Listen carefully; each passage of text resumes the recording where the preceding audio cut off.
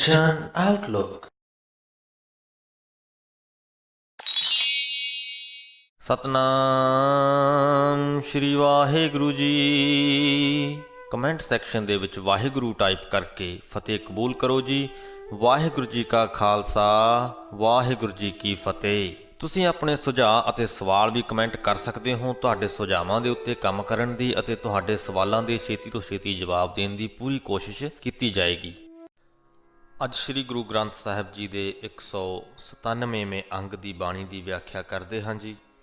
ਗੌੜੀ ਮਹਿਲਾ ਪੰਜਵਾਂ।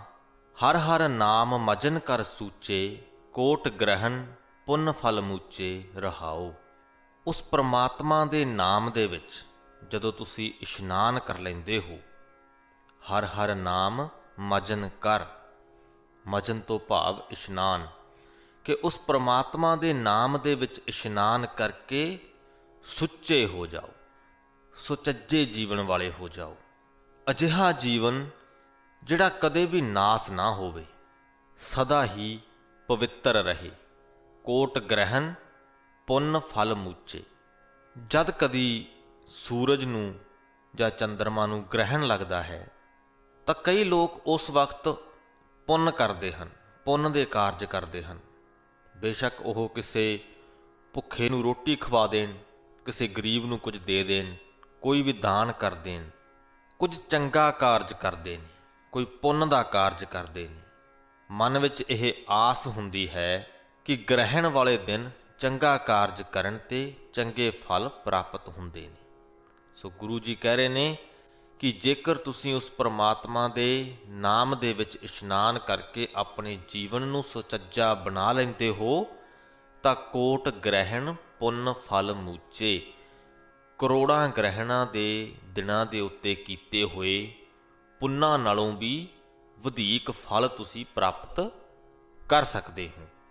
ਇੱਥੇ ਗ੍ਰਹਿਣ ਦੇ ਸਮੇਂ ਕੀਤੇ ਜਾਣ ਵਾਲੇ ਪੁੰਨ ਦੇ ਜੋ ਕਾਰਜ ਹਨ, ਉਸ ਕਾਰਜ ਦਾ ਨਾ ਤੇ ਖੰਡਨ ਕੀਤਾ ਗਿਆ ਹੈ ਤੇ ਨਾ ਹੀ ਉਹਦੀ ਪ੍ਰਸ਼ੰਸਾ ਕੀਤੀ ਗਈ ਹੈ। ਸਿਰਫ ਉਹਦੇ ਨਾਲ ਤੁਲਨਾ ਕੀਤੀ ਗਈ ਹੈ ਕਿ ਇੱਕ ਸੋਚ ਹੈ ਕਿ ਗ੍ਰਹਿਣ ਦੇ ਸਮੇਂ ਪੁੰਨ ਦਾ ਕਾਰਜ ਕਰਨ ਤੇ ਚੰਗਾ ਫਲ ਪ੍ਰਾਪਤ ਹੁੰਦਾ ਹੈ, ਤਾਂ ਗੁਰੂ ਜੀ ਕਹਿੰਦੇ ਕਿ ਉਸ ਤੋਂ ਵੀ ਵਧੇਕ ਫਲ ਤੁਸੀਂ ਉਸ ਪ੍ਰਮਾਤਮਾ ਦੇ ਨਾਮ ਦੇ ਵਿੱਚ ਇਸ਼ਨਾਨ ਕਰਕੇ ਪ੍ਰਾਪਤ ਕਰ ਸਕਦੇ ਹੋ। ਹਰ ਕੇ ਚਰਨ ਹਿਰਦੇ ਮਹਿ ਵਸੇ, ਜਨਮ ਜਨਮ ਕੇ ਕਿਲ ਵਿਖ ਨਸੇ। ਜਿਸ ਮਨੁੱਖ ਦੇ ਹਿਰਦੇ ਦੇ ਵਿੱਚ ਉਸ ਪ੍ਰਮਾਤਮਾ ਦੇ ਚਰਨ ਆ ਵਸਦੇ ਹਨ, ਉਹਦੇ ਜਨਮ ਜਨਮਾਂਤਰਾਂ ਦੇ ਪਾਪ ਖਤਮ ਹੋ ਜਾਂਦੇ ਹਨ। ਜੋ ਵੀ ਮਾੜੀ ਸੋਚ ਅਖਤਿਆਰ ਹੋਈ ਹੁੰਦੀ ਹੈ, ਉਹ ਚੰਗੀ ਹੋ ਜਾਂਦੀ ਹੈ, ਸੁਚੱਜੀ ਹੋ ਜਾਂਦੀ ਹੈ। ਸੋਚ ਨੂੰ ਇੱਕ ਵਧੀਆ ਸੇਧ ਮਿਲ ਜਾਂਦੀ ਹੈ। ਸਾਧ ਸੰਗ ਕੀਰਤਨ ਫਲ ਪਾਇਆ, ਜਮ ਕਾ ਮਾਰਗ ਦ੍ਰਿਸ਼ਟ ਨਾ ਆਇਆ। ਸਾਧ ਸੰਗਤ ਦੇ ਵਿੱਚ ਟਿਕ ਕੇ ਜਿਸ ਮਨੁੱਖ ਨੇ ਵੀ ਪ੍ਰਮਾਤਮਾ ਦੀ ਸਿਫਤ ਸਲਾਹ ਦਾ ਫਲ ਪ੍ਰਾਪਤ ਕਰ ਲਿਆ, ਆਤਮਿਕ ਮੌਤ ਉਹਦੇ ਨੇੜੇ ਵੀ ਨਹੀਂ ਆਉਂਦੀ। ਮਨ ਬਚ ਕਰਮ ਗੋਬਿੰਦ ਆਧਾਰ। ਜਿਸ ਮਨੁੱਖ ਨੇ ਆਪਣੇ ਮਨ ਦਾ, ਆਪਣੇ ਬਚਨਾਂ ਦਾ ਅਤੇ ਆਪਣੇ ਕਰਮਾਂ ਦਾ ਆਸਰਾ ਉਸ ਪ੍ਰਮਾਤਮਾ ਨੂੰ ਬਣਾ ਲਿਆ, ਤਾਤੇ ਛੁਟਿਓ ਬਿਖ ਸੰਸਾਰ। ਉਹ ਜ਼ਹਿਰ ਰੂਪੀ ਇਸ ਸੰਸਾਰ ਤੋਂ ਉੱਪਰ ਉੱਠ ਜਾਂਦਾ ਹੈ। ਵਿਸ਼ੇ ਵਿਕਾਰਾਂ ਦਾ, ਸੰਸਾਰਕ ਪਦਾਰਥਾਂ ਦਾ ਮੋਹ ਉਹਦੇ ਅੰਦਰੋਂ ਖਤਮ ਹੋ ਜਾਂਦਾ ਹੈ। ਇਸ ਮੋਹ ਤੋਂ ਉਹ ਛੁਟਕਾਰਾ ਪਾ ਲੈਂਦਾ ਹੈ। ਕਰ ਕਿਰਪਾ ਪ੍ਰਭ ਕੀਨੋ ਆਪਣਾ, ਨਾਨਕ ਜਾਪ ਜਪੇ ਹਰ ਜਪਨਾ। ਹੇ ਨਾਨਕ, ਮਿਹਰ ਕਰਕੇ ਉਸ ਪ੍ਰਮਾਤਮਾ ਨੇ ਜਿਸ ਮਨੁੱਖ ਨੂੰ ਆਪਣਾ ਬਣਾ ਲਿਆ, ਉਹ ਮਨੁੱਖ ਸਦਾ ਪ੍ਰਭੂ ਦਾ ਜਾਪ ਜਪਦਾ ਹੈ, ਸਦਾ ਹੀ ਉਹਦਾ ਭਜਨ ਕਰਦਾ ਰਹਿੰਦਾ ਹੈ। ਗੌੜੀ ਮਹਿਲਾ ਪੰਜਵਾਂ। ਪਉ ਸਰਨਾਈ ਜਿਨ ਹਰ ਜਾਤੇ, ਮਨ ਤਨ ਸੀਤਲ ਚਰਨ ਹਰ ਰਾਤੇ। ਇੱਥੇ ਸਾਨੂੰ ਹਦਾਇਤ ਕੀਤੀ ਗਈ ਹੈ ਕਿ ਉਸ ਮਨੁੱਖ ਦੀ ਸ਼ਰਨ ਦੇ ਵਿੱਚ ਜਾ ਪਓ। ਪਉ ਸਰਨਾਈ ਜਿਨ ਹਰ ਜਾਤੇ। ਜਿਸ ਮਨੁੱਖ ਨੇ ਉਸ ਪ੍ਰਮਾਤਮਾ ਨੂੰ ਜਾਣ ਲਿਆ ਹੈ, ਜਿਨੇ ਉਹਦੇ ਨਾਲ ਜਾਣ ਪਛਾਣ ਬਣਾ ਲਈ ਹੈ ਕਿ ਉਹਦੀ ਸ਼ਰਨ ਦੇ ਵਿੱਚ ਜਾ ਪਓ। ਮਨ ਤਨ ਸੀਤਲ ਚਰਨ ਹਰ ਰਾਤੇ। ਜਦੋਂ ਅਸੀਂ ਉਸ ਪ੍ਰਮਾਤਮਾ ਦੇ ਚਰਨਾਂ ਦੇ ਵਿੱਚ ਰਮੇ ਰਹਿੰਦੇ ਹਾਂ, ਰੰਗੇ ਰਹਿੰਦੇ ਹਾਂ, ਤਾਂ ਸਾਡਾ ਮਨ ਅਤੇ ਤਨ ਸੀਤਲ ਹੋਇਆ ਰਹਿੰਦਾ ਹੈ, ਠੰਡਾ ਸ਼ਾਂਤ ਹੋਇਆ ਰਹਿੰਦਾ ਹੈ, ਭੈ ਭੰਜਨ ਪ੍ਰਭ ਮਨ ਨਾ ਵਸਾਹੀ। ਜਿਹੜੇ ਮਨੁੱਖ ਉਸ ਡਰਾਂ ਦਾ ਨਾਸ ਕਰਨ ਵਾਲੇ, ਭੈ ਭੰਜਨ ਤੋਂ ਭਾਵ ਡਰ ਦਾ ਨਾਸ ਕਰਨ ਵਾਲੇ ਪ੍ਰਭੂ ਨੂੰ ਆਪਣੇ ਮਨ ਦੇ ਵਿੱਚ ਨਹੀਂ ਵਸਾਉਂਦੇ। ਭੈ ਭੰਜਨ ਪ੍ਰਭ ਮਨ ਨਾ ਵਸਾਹੀ। ਡਰਪਤ ਡਰਪਤ ਜਨਮ ਬਹੁਤ ਜਾਹੀ ਰਹਾਓ। ਉਹਨਾਂ ਦੇ ਬਹੁਤੇ ਜਨਮ ਡਰ ਦੇ ਵਿੱਚ ਕੰਬਦੇ ਹੋਏ ਹੀ ਬੀਤ ਰਹੇ ਹਨ। ਇਹਨਾਂ ਪੰਕਤੀਆਂ ਦੇ ਵਿੱਚੋਂ ਜੋ ਬਹੁਤੇ ਜਨਮਾਂ ਦੀ ਗੱਲ ਹੋਈ ਹੈ, ਇਹੀ ਭਾਵ ਨਿਕਲ ਕੇ ਆਉਂਦਾ ਹੈ ਕਿ ਸਾਡਾ ਹਰ ਇੱਕ ਸਾਹ ਇੱਕ ਜਨਮ ਦੇ ਬਰਾਬਰ ਹੈ। ਜਿੰਨੇ ਸਾਹ ਅਸੀਂ ਉਸ ਪਰਮਾਤਮਾ ਨੂੰ ਯਾਦ ਕੀਤੇ ਬਿਨਾਂ ਲੈਂਦੇ ਹਾਂ, ਉਨੇ ਹੀ ਸਾਡੇ ਜਨਮ ਅਸਫਲ ਰਹਿੰਦੇ ਹਨ। ਜਿਸ ਸਾਹ ਦੇ ਨਾਲ ਅਸੀਂ ਉਸ ਪਰਮਾਤਮਾ ਨੂੰ ਯਾਦ ਕੀਤਾ, ਸਾਡਾ ਉਹ ਜਨਮ ਸਫਲ ਹੈ। ਇਸੇ ਲਈ ਹੀ ਸ੍ਰੀ ਗੁਰੂ ਗ੍ਰੰਥ ਸਾਹਿਬ ਜੀ ਦੇ ਵਿੱਚ ਸਦਾ ਕਿਹਾ ਜਾਂਦਾ ਹੈ ਕਿ ਸਾਨੂੰ ਉਸ ਪਰਮਾਤਮਾ ਨੂੰ ਹਰ ਵੇਲੇ ਹੀ ਚੇਤੇ ਦੇ ਵਿੱਚ ਰੱਖਣਾ ਚਾਹੀਦਾ ਹੈ। ਜਾ ਕੈ ਹਿਰਦੈ ਵਸਿਓ ਹਰ ਨਾਮ ਸਗਲ ਮਨੋਰਥ ਤਾਕੇ ਪੂਰਨ ਕਾਮ। ਜਿਸ ਮਨੁੱਖ ਦੇ ਹਿਰਦੇ ਦੇ ਵਿੱਚ ਉਹ ਪਰਮਾਤਮਾ ਵਸਿਆ ਹੋਵੇ, ਉਹਦੇ ਸਾਰੇ ਹੀ ਮਨੋਰਥ ਅਤੇ ਸਾਰੇ ਹੀ ਕੰਮ ਸੰਪੂਰਨ ਹੁੰਦੇ ਹਨ। ਜਨਮ ਜਰਾ ਮਿਰਤ ਜਿਸ ਵਾਸ। ਜਰਾ ਤੋਂ ਭਾਵ ਬੁਢੇਪਾ, ਕਿ ਸਾਡਾ ਜਨਮ, ਸਾਡਾ ਬੁਢੇਪਾ, ਸਾਡੀ ਮੌਤ ਜਿਸ ਅਕਾਲ ਪੁਰਖ ਦੇ ਵੱਸ ਵਿੱਚ ਹੈ, ਸੋ ਸਮਰੱਥ ਸਿਮਰ ਸਾਸ ਗਿਰਾਸ। ਉਸ ਸਭ ਤਾਕਤਾਂ ਦੇ ਮਾਲਕ ਅਕਾਲ ਪੁਰਖ ਨੂੰ ਆਪਣੇ ਹਰ ਸਾਹ ਦੇ ਨਾਲ ਅਤੇ ਆਪਣੀ ਹਰ ਗਿਰਾਹੀ ਦੇ ਨਾਲ ਸਿਮਰੋ, ਉਹਦਾ ਸਿਮਰਨ ਕਰੋ, ਉਹਨੂੰ ਚੇਤੇ ਦੇ ਵਿੱਚ ਰੱਖੋ। ਮੀਤ ਸਾਜਨ ਸਖਾ ਪ੍ਰਭ ਏਕ। ਸਾਡਾ ਮਿੱਤਰ, ਸਾਡਾ ਸੱਜਣ, ਸਾਡਾ ਸਖਾ ਉਹ ਇੱਕ ਪਰਮਾਤਮਾ ਹੈ। ਨਾਮ ਸੁਆਮੀ ਕਾ ਨਾਨਕ ਟੇਕ। ਹੇ ਨਾਨਕ, ਉਸ ਸੁਆਮੀ, ਉਸ ਮਾਲਕ ਪਰਮਾਤਮਾ ਦੇ ਨਾਮ ਦੇ ਵਿੱਚ ਆਪਣੀ ਟੇਕ ਰੱਖ। ਗੌੜੀ ਮਹਿਲਾ ਪੰਜਵਾਂ। ਬਾਹਰ ਰਾਖਿਓ ਹਿਰਦੈ ਸਮਾਲ, ਘਰ ਆਏ ਗੋਵਿੰਦ ਲੈ ਨਾਲ। ਜੋ ਉਸ ਪਰਮਾਤਮਾ ਦੇ ਸੇਵਕ ਹਨ, ਉਹ ਜਦ ਬਾਹਰ ਸੰਸਾਰ ਦੇ ਵਿੱਚ ਕਾਰ ਵਿਹਾਰ ਕਰਦੇ ਹਨ, ਉਸ ਵਕਤ ਵੀ ਉਸ ਪਰਮਾਤਮਾ ਨੂੰ ਆਪਣੇ ਹਿਰਦੇ ਦੇ ਵਿੱਚ ਸੰਭਾਲ ਕੇ ਰੱਖਦੇ ਹਨ। ਬਾਹਰ ਰਾਖਿਓ ਹਿਰਦੈ ਸਮਾਲ। ਤੇ ਜਦ ਘਰ ਵਾਪਸ ਆਉਂਦੇ ਨੇ, ਘਰ ਆਏ ਗੋਬਿੰਦ ਲੈ ਨਾਲ, ਤਾਂ ਵਾਪਸ ਆਉਂਦੇ ਹੋਏ ਵੀ ਉਹ ਉਸ ਪਰਮਾਤਮਾ ਨੂੰ ਆਪਣੇ ਹਿਰਦੇ ਦੇ ਵਿੱਚ ਸਾਂਭ ਕੇ ਹੀ ਨਾਲ ਲੈ ਕੇ ਆਉਂਦੇ ਹਨ। ਭਾਵ ਜੋ ਉਸ ਪਰਮਾਤਮਾ ਦੇ ਸੇਵਕ ਹਨ, ਉਹ ਹਰ ਵਕਤ ਉਸ ਪਰਮਾਤਮਾ ਨੂੰ ਆਪਣੇ ਚੇਤੇ ਦੇ ਵਿੱਚ ਰੱਖਦੇ ਹਨ। ਉਹਨਾਂ ਨੂੰ ਉਸ ਪਰਮਾਤਮਾ ਨੂੰ ਯਾਦ ਕਰਨ ਦੇ ਲਈ ਕਿਸੇ ਖਾਸ ਮਿੱਥੀ ਹੋਈ ਥਾਂ 'ਤੇ ਜਾਣ ਦੀ ਲੋੜ ਨਹੀਂ ਪੈਂਦੀ। ਕਈ ਵਾਰ ਸਾਡੀ ਸੋਚ ਹੁੰਦੀ ਹੈ ਕਿ ਉਸ ਪਰਮਾਤਮਾ ਦਾ ਨਾਮ ਜਪਣਾ ਹੈ ਤਾਂ ਅਸੀਂ ਸਿਰਫ ਗੁਰੂ ਘਰ ਜਾ ਕੇ ਹੀ ਜਪ ਸਕਦੇ ਹਾਂ, ਮੰਦਿਰ ਦੇ ਵਿੱਚ, ਮਸਜਿਦ ਦੇ ਵਿੱਚ, ਚਰਚ ਦੇ ਵਿੱਚ ਜਾ ਕੇ ਹੀ ਜਪ ਸਕਦੇ ਹਾਂ। ਜਾਂ ਫਿਰ ਸੁਬਾਹ ਸ਼ਾਮ ਜਦ ਅਸੀਂ ਪਾਠ ਕਰਦੇ ਹਾਂ, ਕੋਈ ਭਜਨ ਕਰਦੇ ਹਾਂ, ਪ੍ਰੇਅਰ ਕਰਦੇ ਹਾਂ, ਨਮਾਜ਼ ਕਰਦੇ ਹਾਂ, ਸਿਰਫ ਉਸ ਵਕਤ ਹੀ ਅਸੀਂ ਪਰਮਾਤਮਾ ਦਾ ਨਾਮ ਜਪਦੇ ਹਾਂ। ਤੇ ਅਸੀਂ ਇਹ ਸੋਚਦੇ ਹਾਂ ਕਿ ਜੇ ਹਰ ਵਕਤ ਪਰਮਾਤਮਾ ਦਾ ਨਾਮ ਜਪਣਾ ਹੈ ਤਾਂ ਹਰ ਵਕਤ ਤੇ ਅਸੀਂ ਪਾਠ ਨਹੀਂ ਕਰਦੇ ਰਹਿ ਸਕਦੇ, ਕਾਰ ਵਿਹਾਰ ਵੀ ਕਰਨੇ ਹੁੰਦੇ ਨੇ। ਤਾਂ ਇਹਨਾਂ ਪੰਕਤੀਆਂ ਤੋਂ ਸਾਨੂੰ ਇਹ ਸਿੱਖਣ ਨੂੰ ਮਿਲ ਜਾਂਦਾ ਹੈ ਕਿ ਉਸ ਪਰਮਾਤਮਾ ਨੂੰ ਚੇਤੇ ਦੇ ਵਿੱਚ ਰੱਖਣਾ ਹੀ ਉਹਦਾ ਨਾਮ ਸਿਮਰਨ ਹੈ। ਜੋ ਉਹਦੇ ਸਹੀ ਮਾਇਨਿਆਂ ਦੇ ਵਿੱਚ ਸੇਵਕ ਹਨ, ਉਹ ਕਾਰ ਵਿਹਾਰ ਕਰਦੇ ਹੋਏ ਵੀ ਉਸ ਪਰਮਾਤਮਾ ਨੂੰ ਆਪਣੇ ਹਿਰਦੇ ਦੇ ਵਿੱਚ ਸਾਂਭ ਕੇ ਰੱਖਦੇ ਹਨ। ਤੇ ਜਦ ਘਰ ਵਾਪਸ ਪਰਤਦੇ ਹਨ, ਤਦ ਵੀ ਉਹ ਪਰਮਾਤਮਾ ਨੂੰ ਆਪਣੇ ਨਾਲ ਹੀ ਰੱਖਦੇ ਹਨ। ਉਹਨਾਂ ਨੂੰ ਕੋਈ ਫਰਕ ਨਹੀਂ ਪੈਂਦਾ ਕਿ ਉਹ ਕਿੱਥੇ ਹਨ, ਕਿਸ ਹਾਲਾਤ ਦੇ ਵਿੱਚ ਹਨ, ਦੁਖੀ ਹਨ, ਖੁਸ਼ ਹਨ, ਤਕਲੀਫ ਦੇ ਵਿੱਚ ਹਨ ਜਾਂ ਮੌਜਾਂ ਦੇ ਵਿੱਚ ਹਨ। ਹਰ ਵਕਤ ਪਰਮਾਤਮਾ ਦਾ ਨਾਮ ਉਹਨਾਂ ਦੇ ਨਾਲ ਹੀ ਹੁੰਦਾ ਹੈ। ਇਹੀ ਅਸੀਂ ਸਿੱਖਣਾ ਹੈ। ਇਸੇ ਚੀਜ਼ ਦੀ ਹੀ ਅਸੀਂ ਪ੍ਰੈਕਟਿਸ ਕਰਨੀ ਹੈ ਕਿ ਅਸੀਂ ਉਸ ਪਰਮਾਤਮਾ ਨੂੰ ਸਦਾ ਚੇਤੇ ਦੇ ਵਿੱਚ ਰੱਖੀਏ। ਹਰ ਸਾਹ ਦੇ ਨਾਲ ਉਹ ਸਾਡੇ ਚੇਤੇ ਦੇ ਵਿੱਚ ਹੋਵੇ। ਹਰ ਹਰ ਨਾਮ ਸੰਤਨ ਕੈ ਸੰਗ, ਮਨ ਤਨ ਰਾਤਾ RAM ਕੈ ਰੰਗ ਰਹਾਓ।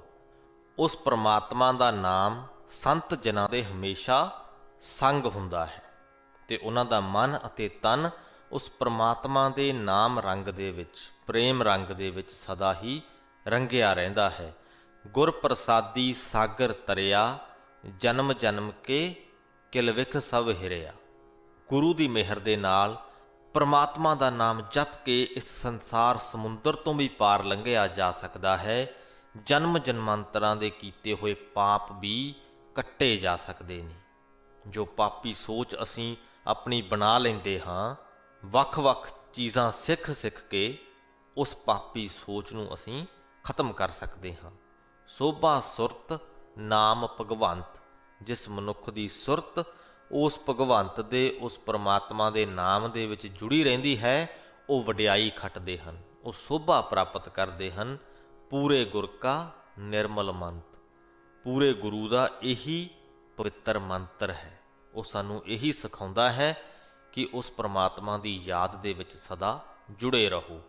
ਚਰਨ ਕਮਲ ਹਿਰਦੇ ਮਹਿ ਜਾਪ, ਨਾਨਕ ਪੇਖ ਜੀਵੈ ਪ੍ਰਤਾਪ। ਹੇ ਭਾਈ, ਤੂੰ ਵੀ ਪਰਮਾਤਮਾ ਦੇ ਸੋਹਣੇ ਚਰਨ ਆਪਣੇ ਹਿਰਦੇ ਦੇ ਵਿੱਚ ਜਪਦਾ ਰਹਿ। ਜੋ ਨਾਨਕ ਹੈ ਉਹ ਵੀ ਉਸ ਪਰਮਾਤਮਾ ਦਾ ਪ੍ਰਤਾਪ ਵੇਖ ਵੇਖ ਕੇ ਹੀ ਜਿਉਂਦਾ ਹੈ। ਗੌੜੀ ਮਹਿਲਾ ਪੰਜਵਾਂ। ਧਨ ਇਹੋ ਥਾਨ ਗੋਵਿੰਦ ਗੁਣ ਗਾਏ, ਕੁਸਲ ਖੇਮ ਪ੍ਰਭ ਆਪ ਵਸਾਏ। ਰਹਾਉ। ਉਹ ਥਾਂ ਭਾਗਾਂ ਵਾਲਾ ਹੈ। ਧਨ ਹੈ ਉਹ ਥਾਂ। ਕਿਹੜਾ ਥਾਂ? ਸਾਡਾ ਹਿਰਦੇ ਵਾਲਾ ਥਾਂ। ਸਾਡਾ ਉਹ ਹਿਰਦਾ ਥਾਂ ਭਾਗਾਂ ਵਾਲਾ ਹੈ ਜਦੋਂ ਅਸੀਂ ਉਸ ਪਰਮਾਤਮਾ ਦੇ ਗੁਣ ਗਾਉਂਦੇ ਹਾਂ। ਧਨ ਇਹੋ ਥਾਨ ਗੋਬਿੰਦ ਗੁਣ ਗਾਏ, ਕਿ ਜਿਹੜੇ ਥਾਂ ਤੇ ਗੋਬਿੰਦ ਦੇ ਗੁਣ ਗਾਏ ਜਾਂਦੇ ਹਨ, ਜਿਸ ਹਿਰਦੇ ਦੇ ਵਿੱਚ ਪਰਮਾਤਮਾ ਦੀ ਸਿਫਤ ਸਲਾਹ ਕੀਤੀ ਜਾਂਦੀ ਹੈ, ਉਹ ਹਿਰਦਾ ਧਨ ਹੈ, ਭਾਗਾਂ ਵਾਲਾ ਹੈ। ਕੁਸਲ ਖੇਮ ਪ੍ਰਭ ਆਪ ਵਸਾਏ। ਕੁਸਲ ਖੇਮ ਤੋਂ ਭਾਵ ਸੁੱਖ ਆਨੰਦ। ਉਸ ਹਿਰਦੇ ਦੇ ਵਿੱਚ ਸੁੱਖ ਆਨੰਦ ਪਰਮਾਤਮਾ ਆਪ ਵਸਾ ਦਿੰਦਾ ਹੈ। ਬਿਪਤ ਤਾਹਾਂ ਜਹਾਂ ਹਰ ਸਿਮਰਨ ਨਾਹੀਂ। ਬਹੁਤ ਵਧੀਆ ਪੰਕਤੀ ਹੈ, ਬਹੁਤ ਹੀ ਪਾਵਰਫੁਲ ਪੰਕਤੀ ਹੈ ਕਿ ਬਿਪਤ ਤਾਹਾਂ ਜਹਾਂ ਹਰ ਸਿਮਰਨ ਨਾਹੀਂ। ਜਿਸ ਹਿਰਦੇ ਦੇ ਵਿੱਚ ਪਰਮਾਤਮਾ ਦਾ ਸਿਮਰਨ ਨਹੀਂ ਕੀਤਾ ਜਾਂਦਾ, ਬਿਪਤਾ ਉੱਥੇ ਹੀ ਹੈ। ਕੋਟ ਆਨੰਦ ਜਹ ਹਰ ਗੁਣ ਗਾਹੀ। ਜਿਹੜੇ ਹਿਰਦੇ ਦੇ ਵਿੱਚ ਉਸ ਪਰਮਾਤਮਾ ਦੀ ਸਿਫਤ ਸਲਾਹ ਕੀਤੀ ਜਾਂਦੀ ਹੈ, ਉੱਥੇ ਤੇ ਕਰੋੜਾਂ ਹੀ ਆਨੰਦ ਨੇ। ਉੱਥੇ ਤੇ ਬਿਪਤਾ ਹੈ ਹੀ ਨਹੀਂ। ਬਿਪਤਾ ਹੈ ਹੀ ਉੱਥੇ ਜਿੱਥੇ ਉਸ ਪਰਮਾਤਮਾ ਦੇ ਨਾਮ ਦਾ ਸਿਮਰਨ ਨਹੀਂ ਹੈ। ਇਤਿਹਾਸ ਦੇ ਵਿੱਚ ਝਾਤੀ ਮਾਰੀਏ ਤਾਂ ਸਾਡੇ ਗੁਰੂ ਸਾਹਿਬਾਨਾਂ ਨੇ ਤੇ ਉਹਨਾਂ ਦੇ ਸੇਵਕਾਂ ਨੇ ਬੜੇ ਤਸ਼ੱਦਦ ਝੱਲੇ ਨੇ। ਐਸੀਆਂ ਵਿਪਤਾਵਾਂ ਝੱਲੀਆਂ ਨੇ, ਸੰਸਾਰਕ ਤੌਰ ਤੇ ਜੇਕਰ ਅਸੀਂ ਦੇਖੀਏ ਤਾਂ ਐਸੀਆਂ ਵਿਪਤਾਵਾਂ ਝੱਲੀਆਂ ਨੇ, ਅਸੀਂ ਸੋਚ ਵੀ ਨਹੀਂ ਸਕਦੇ। ਸਿੱਖ ਧਰਮ ਦਾ ਜੋ ਇਤਿਹਾਸ ਹੈ ਕੁਰਬਾਨੀਆਂ ਦੇ ਨਾਲ ਭਰਪੂਰ ਹੈ, ਤੇ ਉਹ ਵੀ ਕੋਈ ਐਸੀਆਂ ਵੈਸੀਆਂ ਕੁਰਬਾਨੀਆਂ ਨਹੀਂ। ਭੈੜੀ ਤੋਂ ਭੈੜੀ ਸਜ਼ਾ, ਭੈੜੇ ਤੋਂ ਭੈੜੇ ਤਰੀਕਿਆਂ ਦੇ ਨਾਲ ਸਜ਼ਾਵਾਂ ਦਿੱਤੀਆਂ ਗਈਆਂ ਨੇ ਗੁਰੂ ਦੇ ਸੇਵਕਾਂ ਨੂੰ। ਸੰਸਾਰਕ ਤੌਰ ਤੇ ਉਹ ਬਹੁਤ ਵੱਡੀਆਂ ਵਿਪਤਾਵਾਂ ਨੇ, ਪਰ ਆਤਮਿਕ ਤੌਰ ਤੇ ਉਹਨਾਂ ਦੇ ਹਿਰਦਿਆਂ ਦੇ ਵਿੱਚ ਵਿਪਤਾ ਕੋਈ ਨਹੀਂ ਸੀ ਜਦੋਂ ਉਹ ਗੁਰੂ ਦੇ ਸੇਵਕ ਤਸ਼ੱਦਦ ਝੱਲ ਰਹੇ ਸੀ। ਆਤਮਿਕ ਤੌਰ ਤੇ ਉਹਨਾਂ ਦੇ ਅੰਦਰ ਆਨੰਦ ਹੀ ਆਨੰਦ ਸੀ, ਕਿਉਂਕਿ ਉਹਨਾਂ ਦੀ ਟੇਕ ਉਸ ਪਰਮਾਤਮਾ ਦੇ ਵਿੱਚ ਲੱਗੀ ਹੋਈ ਸੀ। ਉਹਨਾਂ ਦਾ ਯਕੀਨ ਇਸ ਗੱਲ ਤੇ ਬੱਝਾ ਹੋਇਆ ਸੀ ਕਿ ਪਰਮਾਤਮਾ ਦੀ ਇਹੀ ਮਰਜ਼ੀ ਹੈ। ਬਿਪਤ ਤਾਹਾ ਜਹਾਂ ਹਰ ਸਿਮਰਨ ਨਾਹੀਂ। ਜਿਹੜੇ ਹਿਰਦਿਆਂ ਦੇ ਵਿੱਚ ਉਹਦਾ ਸਿਮਰਨ ਨਹੀਂ, ਬਿਪਤਾ ਸਿਰਫ ਉੱਥੇ ਹੀ ਵਿਆਪਦੀ ਹੈ। ਸੰਸਾਰਕ ਤੌਰ ਤੇ ਸਾਨੂੰ ਬੜੀਆਂ ਤਕਲੀਫਾਂ ਜ਼ਿੰਦਗੀ ਦੇ ਵਿੱਚ ਆ ਸਕਦੀਆਂ ਨੇ, ਕੋਈ ਸ਼ੱਕ ਨਹੀਂ। ਹਰ ਇਨਸਾਨ ਦੀ ਜ਼ਿੰਦਗੀ ਦੇ ਵਿੱਚ ਮਾੜਾ ਚੰਗਾ ਸਮਾਂ ਆਉਂਦਾ ਰਹਿੰਦਾ ਹੈ, ਨਫੇ ਨੁਕਸਾਨ ਹੁੰਦੇ ਰਹਿੰਦੇ ਨੇ। ਪਰ ਜਿੱਥੇ ਉਸ ਪਰਮਾਤਮਾ ਦਾ ਨਾਮ ਵਸਿਆ ਹੈ, ਜਿਸ ਮਨੁੱਖ ਦੀ ਟੇਕ ਉਹਦੇ ਵਿੱਚ ਲੱਗੀ ਹੈ, ਉਹਦੇ ਹਿਰਦੇ ਦੇ ਵਿੱਚ ਇਹ ਦੁਨਿਆਵੀ ਤੌਰ ਤੇ ਵਾਪਰਨ ਵਾਲੀਆਂ ਘਟਨਾਵਾਂ ਬਿਪਤਾ ਨਹੀਂ ਬਣਦੀਆਂ। ਉਹਦੇ ਹਿਰਦੇ 'ਚ ਸਦਾ ਆਨੰਦ ਬਣਿਆ ਰਹਿੰਦਾ ਹੈ। ਉਸ ਪਰਮਾਤਮਾ ਅੱਗੇ ਅਰਦਾਸ ਕਰਦੇ ਹਾਂ ਕਿ ਸਾਨੂੰ ਸਭਨਾਂ ਨੂੰ ਇਹ ਸੂਝੀ ਆ ਜਾਵੇ, ਉਹਦੀ ਸਾਡੇ ਤੇ ਕਿਰਪਾ ਹੋਵੇ ਕਿ ਸਾਡੇ ਹਿਰਦਿਆਂ ਦੇ ਵਿੱਚ ਵੀ ਉਹ ਸਦਾ ਵਸਿਆ ਰਵੇ। ਅਸੀਂ ਵੀ ਸਦਾ ਉਹਦਾ ਸਿਮਰਨ ਕਰਦੇ ਰਹੀਏ, ਤਾਂ ਕਿ ਸਾਡੇ ਹਿਰਦਿਆਂ ਦੇ ਵਿੱਚ ਵੀ ਕਦੇ ਵਿਪਤਾ ਵਿਆਪੇ ਨਾ। ਹਰ ਵਿਸਰਿਆ ਦੁੱਖ ਰੋਗ ਘਨੇਰੇ। ਜਦੋਂ ਉਹ ਪਰਮਾਤਮਾ ਸਾਡੇ ਹਿਰਦਿਆਂ 'ਚੋਂ ਵਿਸਰ ਜਾਂਦਾ ਹੈ ਤਾਂ ਅਨੇਕਾਂ ਹੀ ਬਥੇਰੇ ਹੀ ਦੁੱਖ ਤੇ ਬਥੇਰੇ ਹੀ ਰੋਗ ਸਾਨੂੰ ਚੰਬੜ ਜਾਂਦੇ ਨੇ। ਪ੍ਰਭ ਸੇਵਾ ਜਮ ਲੱਗੇ ਨਾ ਨੇਰੇ। ਤੇ ਜਦੋਂ ਅਸੀਂ ਪ੍ਰਮਾਤਮਾ ਦੀ ਸੇਵਾ ਕਰਦੇ ਹਾਂ ਤਾਂ ਜਮ ਸਾਡੇ ਨੇੜੇ ਨਹੀਂ ਲੱਗਦਾ। ਸੋ ਵਡਭਾਗੀ ਨਿਹਚਲ ਥਾਨ, ਉਹ ਹਿਰਦਾ ਥਾਂ ਵੱਡੇ ਭਾਗਾਂ ਵਾਲਾ ਅਤੇ ਅਡੋਲ ਹੈ। ਜੈ ਜਪੀਐ ਪ੍ਰਭ ਕੇਵਲ ਨਾਮ, ਜਿੱਥੇ ਸਿਰਫ ਉਸ ਪ੍ਰਮਾਤਮਾ ਦਾ ਨਾਮ ਜਪਿਆ ਜਾਂਦਾ ਹੈ। ਜਿਸ ਹਿਰਦੇ ਦੀ, ਜਿਸ ਮਨੁੱਖ ਦੀ ਲਗਨ ਸਿਰਫ ਉਸ ਪ੍ਰਮਾਤਮਾ ਨਾਲ ਲੱਗੀ ਹੈ, ਜਿਹਦਾ ਪ੍ਰੇਮ ਸਿਰਫ ਉਸ ਪ੍ਰਮਾਤਮਾ ਦੇ ਵਿੱਚ ਹੈ, ਜਿਹਨੂੰ ਆਸਰਾ ਸਿਰਫ ਉਸ ਪ੍ਰਮਾਤਮਾ ਦਾ ਹੈ, ਜਿਹਨੂੰ ਆਸ ਸਿਰਫ ਉਸ ਪ੍ਰਮਾਤਮਾ ਤੇ ਹੈ। ਜੈ ਜਪੀਐ ਪ੍ਰਭ ਕੇਵਲ ਨਾਮ, ਸੋ ਵਡਭਾਗੀ ਨਿਹਚਲ ਥਾਨ। ਜੈ ਜਾਈਐ ਤਹ ਨਾਲ ਮੇਰਾ ਸੁਆਮੀ, ਨਾਨਕ ਕਉ ਮਿਲਿਆ ਅੰਤਰਜਾਮੀ। ਸਭਨਾਂ ਦੇ ਦਿਲਾਂ ਦੀਆਂ ਜਾਣਨ ਵਾਲਾ ਉਹ ਪ੍ਰਮਾਤਮਾ ਨਾਨਕ ਨੂੰ ਮਿਲ ਪਿਆ ਹੈ ਤੇ ਹੁਣ ਉਹ ਜਿੱਥੇ ਵੀ ਜਾਂਦਾ ਹੈ ਤੇ ਉਹ ਮਾਲਕ ਪ੍ਰਮਾਤਮਾ ਸਦਾ ਹੀ ਉਹਦੇ ਨਾਲ ਰਹਿੰਦਾ ਹੈ। ਜੈ ਜਾਈਐ ਤੈ ਨਾਲ ਮੇਰਾ ਸੁਆਮੀ। ਗੌੜੀ ਮਹਿਲਾ ਪੰਜਵਾਂ। ਜੋ ਪ੍ਰਾਣੀ ਗੋਵਿੰਦ ਧਿਆਵੈ, ਪੜ੍ਹਿਆ ਅਨਪੜ੍ਹਿਆ ਪਰਮਗਤ ਪਾਵੈ। ਇਹਨਾਂ ਪੰਕਤੀਆਂ ਦੇ ਵਿੱਚ ਵੀ ਤੇ ਇਸ ਪੂਰੇ ਸ਼ਬਦ ਦੇ ਵਿੱਚ ਦੁਨਿਆਵੀ ਤੌਰ ਤੇ ਉੱਤਮ ਮੰਨੀਆਂ ਜਾਣ ਵਾਲੀਆਂ ਕਾਫੀ ਚੀਜ਼ਾਂ ਦਾ, ਅਵਸਥਾਵਾਂ ਦਾ ਜ਼ਿਕਰ ਹੋਇਆ ਹੈ ਤੇ ਇਹ ਵੀ ਦੱਸਿਆ ਗਿਆ ਹੈ ਕਿ ਅਸਲ ਦੇ ਵਿੱਚ ਉਹ ਅਵਸਥਾਵਾਂ ਤਾਂ ਹੀ ਸਫਲ ਨੇ ਜੇ ਪ੍ਰਮਾਤਮਾ ਦਾ ਨਾਮ ਸਾਡੇ ਹਿਰਦਿਆਂ ਦੇ ਵਿੱਚ ਵਸਿਆ ਹੋਵੇ। ਸੋ ਜੋ ਪ੍ਰਾਣੀ ਗੋਵਿੰਦ ਧਿਆਵੈ, ਪੜ੍ਹਿਆ ਅਨਪੜ੍ਹਿਆ ਪਰਮਗਤ ਪਾਵੈ, ਕਿ ਜਿਹੜਾ ਵੀ ਮਨੁੱਖ ਉਸ ਗੋਵਿੰਦ ਪ੍ਰਮਾਤਮਾ ਨੂੰ ਧਿਆਉਂਦਾ ਹੈ, ਉਹਦਾ ਸਿਮਰਨ ਕਰਦਾ ਹੈ, ਉਹ ਬੇਸ਼ੱਕ ਪੜ੍ਹਿਆ ਹੋਵੇ ਬੇਸ਼ੱਕ ਅਨਪੜ੍ਹਿਆ ਹੋਵੇ, ਭਾਵੇਂ ਉਹਨੇ ਬਹੁਤ ਸਾਰੀ ਵਿੱਦਿਆ ਹਾਸਲ ਕੀਤੀ ਹੋਵੇ ਤੇ ਭਾਵੇਂ ਕਦੇ ਕਲਮ ਚੁੱਕ ਕੇ ਵੀ ਨਾ ਵੇਖੀ ਹੋਵੇ, ਉਹ ਤਾਂ ਵੀ ਉੱਤਮ ਆਤਮਿਕ ਅਵਸਥਾ ਹਾਸਲ ਕਰ ਲੈਂਦਾ ਹੈ। ਪਰਮਗਤ ਪਾਵੈ। ਸਾਧੂ ਸੰਗ ਸਿਮਰ ਗੋਪਾਲ, ਵਿਨ ਨਾਵੈ ਝੂਠਾ ਧਨ ਮਾਲ ਰਹਾਓ। ਇਸ ਲਈ ਸਾਧੂਆਂ ਦੇ ਸੰਗ ਰਲ ਕੇ, ਸਾਧ ਸੰਗਤ ਦੇ ਵਿੱਚ ਜੁੜ ਕੇ ਉਸ ਪ੍ਰਮਾਤਮਾ ਦਾ ਨਾਮ ਸਿਮਰੋ, ਕਿਉਂਕਿ ਉਹਦੇ ਨਾਮ ਤੋਂ ਬਿਨਾਂ ਬਾਕੀ ਦਾ ਜੋ ਧਨ ਮਾਲ ਅਸੀਂ ਇਕੱਠਾ ਕਰਨ ਦੇ ਵਿੱਚ ਰੁੱਝੇ ਰਹਿੰਦੇ ਹਾਂ, ਸਭ ਝੂਠਾ ਹੈ, ਨਾਸ ਹੋ ਜਾਣ ਵਾਲਾ ਹੈ। ਰੂਪਵੰਤ ਸੋ ਚਤਰ ਸਿਆਣਾ, ਇਹ ਵੀ ਦੁਨਿਆਵੀ ਚਿੰਨ੍ਹ ਨੇ ਜਿਨ੍ਹਾਂ ਨੂੰ ਅਸੀਂ ਉੱਤਮ ਮੰਨਦੇ ਹਾਂ ਕਿ ਕੋਈ ਰੂਪਵੰਤ ਹੈ, ਬੜਾ ਸੋਹਣਾ ਹੈ, ਕੋਈ ਚਤੁਰ ਹੈ, ਚਲਾਕ ਹੈ, ਸਿਆਣਾ ਹੈ, ਇੰਟੈਲੀਜੈਂਟ ਹੈ। ਇਹ ਸਾਰੇ ਦੁਨਿਆਵੀ ਚਿੰਨ੍ਹ ਨੇ ਤੇ ਗੁਰੂ ਜੀ ਕਹਿੰਦੇ ਨੇ ਕਿ ਰੂਪਵੰਤ ਸੋ ਚਤੁਰ ਸਿਆਣਾ, ਜਿਨ ਜਨ ਮਾਨਿਆ ਪ੍ਰਭ ਕਾ ਭਾਣਾ। ਕਿ ਅਸਲ ਦੇ ਵਿੱਚ ਸੁੰਦਰ, ਚਲਾਕ ਤੇ ਸਿਆਣਾ ਉਹੀ ਹੈ ਜਿਨ੍ਹੇ ਉਸ ਪਰਮਾਤਮਾ ਦੇ ਭਾਣੇ ਨੂੰ ਮੰਨ ਲਿਆ, ਜਿਨ੍ਹੇ ਉਸ ਪਰਮਾਤਮਾ ਦੀ ਰਜ਼ਾ ਨੂੰ ਕਬੂਲ ਕਰ ਲਿਆ। ਜਗ ਮਹਿ ਆਇਆ ਸੋ ਪ੍ਰਵਾਨ, ਘਟ ਘਟ ਆਪਣਾ ਸੁਆਮੀ ਜਾਣ। ਇਸ ਸੰਸਾਰ ਦੇ ਵਿੱਚ ਆਇਆ ਉਹੀ ਮਨੁੱਖ ਪ੍ਰਵਾਨ ਹੈ, ਉਸੇ ਦਾ ਹੀ ਜਨਮ ਸਫਲ ਹੈ ਜਿਨੇ ਘਟ ਘਟ ਦੇ ਵਿੱਚ ਆਪਣੇ ਸੁਆਮੀ ਨੂੰ ਜਾਣਿਆ ਹੈ, ਜਿਨੇ ਹਰ ਸਰੀਰ ਦੇ ਵਿੱਚ ਉਸ ਪਰਮਾਤਮਾ ਨੂੰ ਪਛਾਣਿਆ ਹੈ। ਕਹੋ ਨਾਨਕ ਜਾ ਕੇ ਪੂਰਨ ਭਾਗ, ਹਰ ਚਰਨੀ ਤਾਕਾ ਮਨ ਲਾਗ।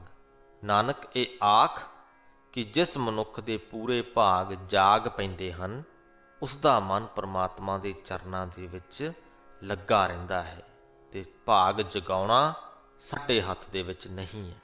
ਉਸ ਪਰਮਾਤਮਾ ਦੀ ਮਿਹਰ ਹੈ, ਉਹਦੀ ਰਜ਼ਾ ਹੈ, ਜਿਸ ਦੇ ਉੱਪਰ ਹੋ ਜਾਂਦੀ ਹੈ ਉਹਦੇ ਭਾਗ ਜਾਗ ਪੈਂਦੇ ਨੇ, ਉਹਦੀ ਵਿਰਤੀ ਪ੍ਰਮਾਤਮਾ ਦੇ ਨਾਲ ਜੁੜ ਜਾਂਦੀ ਹੈ। ਤੇ ਜਦ ਤੱਕ ਉਹਦੀ ਮਿਹਰ ਨਹੀਂ ਹੁੰਦੀ ਤਦ ਤੱਕ ਮਨੁੱਖ ਦੁਨਿਆਵੀ ਚੀਜ਼ਾਂ ਦੇ ਵਿੱਚ ਹੀ ਪਰਚਿਆ ਰਹਿੰਦਾ ਹੈ। ਸੋ ਇਸ ਦੇ ਨਾਲ ਹੀ ਸ੍ਰੀ ਗੁਰੂ ਗ੍ਰੰਥ ਸਾਹਿਬ ਜੀ ਦੇ 197ਵੇਂ ਅੰਗ ਦੀ ਬਾਣੀ ਦੀ ਵਿਆਖਿਆ ਦੀ ਸਮਾਪਤੀ ਹੁੰਦੀ ਹੈ ਜੀ। ਅੱਜ ਦੀ ਬਾਣੀ ਦੇ ਵਿੱਚ ਵੀ ਸਾਨੂੰ ਕਾਫੀ ਚੰਗੀਆਂ ਚੀਜ਼ਾਂ ਸਿੱਖਣ ਨੂੰ ਮਿਲੀਆਂ, ਖਾਸ ਕਰਕੇ ਦੁੱਖਾਂ ਅਤੇ ਸੁੱਖਾਂ ਦੀ ਗੱਲ ਕਿ ਜਿਸ ਹਿਰਦੇ ਦੇ ਵਿੱਚ ਪਰਮਾਤਮਾ ਦਾ ਨਾਮ ਸਿਮਰਨ ਹੁੰਦਾ ਹੈ ਉੱਥੇ ਸਦਾ ਹੀ ਆਨੰਦ ਬਣਿਆ ਰਹਿੰਦਾ ਹੈ, ਵਿਪਤਾ ਨੇੜੇ ਵੀ ਨਹੀਂ ਆਉਂਦੀ। ਦੁਨਿਆਵੀ ਤੌਰ ਤੇ ਵਿਪਤਾਵਾਂ ਜ਼ਰੂਰ ਆਉਣਗੀਆਂ, ਉਹਨਾਂ ਨੂੰ ਅਸੀਂ ਜ਼ਿੰਦਗੀਆਂ ਦੇ ਵਿੱਚੋਂ ਖਤਮ ਕਰ ਨਹੀਂ ਸਕਦੇ। ਕੋਈ ਨੁਕਸਾਨ ਹੋਣਾ ਹੈ, ਕੋਈ ਦੁੱਖ ਦਾ ਆ ਜਾਣਾ ਹੈ, ਕਿਸੇ ਪਰਿਵਾਰਕ ਮੈਂਬਰ ਨੇ ਜਾਂ ਸਾਡੇ ਸਾਥੀ ਨੇ ਵਿਛੋੜਾ ਦੇ ਜਾਣਾ ਹੈ, ਇਹ ਚੀਜ਼ਾਂ ਬਦਲੀਆਂ ਨਹੀਂ ਜਾ ਸਕਦੀਆਂ, ਇਹਨਾਂ ਨੂੰ ਰੋਕਿਆ ਨਹੀਂ ਜਾ ਸਕਦਾ।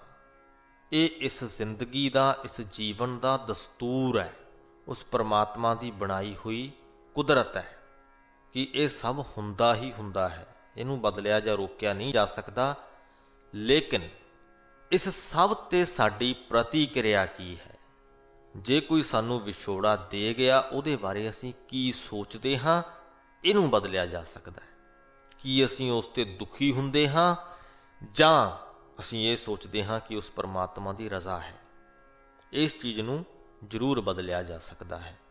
ਤੇ ਜਿਵੇਂ ਜਿਵੇਂ ਅਸੀਂ ਬਾਣੀ ਪੜ੍ਹਦੇ ਜਾ ਰਹੇ ਹਾਂ, ਸਾਡੇ ਹਿਰਦਿਆਂ ਦੇ ਵਿੱਚ ਇਹ ਚੀਜ਼ਾਂ ਪੱਕੀਆਂ ਹੁੰਦੀਆਂ ਜਾ ਰਹੀਆਂ ਨੇ।